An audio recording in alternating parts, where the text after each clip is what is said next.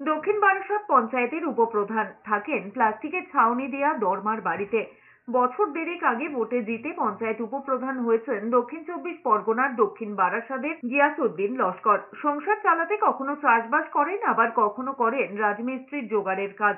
সকালে চাষের কাজ সেরে পঞ্চায়েত দপ্তরে যান গিয়াসউদ্দিন। সমাধান করেন এলাকার মানুষজনের নানা সমস্যা। ভোটে দাঁড়ানোর আগে থেকেই পরোপকারী গিয়াসউদ্দিন জানিয়েছেন গ্রামবাসীরা। গিয়াসউদ্দিন জানিয়েছেন আবাস যোজনার টাকা পেলেই তবেই বাড়ি বানাবেন তিনি। আপাতত দরমার ঘরেই দিব্যি দিন কাটছে পঞ্চায়েত উপপ্রধানের। আমাদের যখন আজকের প্রধান হয়েছে বলে সেই জন্য বলছি না, ওর মানে আগে থেকে ওর হাতের কাজ এত ভালো, যখন যা দরকার পড়ে ওর সঙ্গে সঙ্গে সবার সমস্যা সমাধান করে দেয়।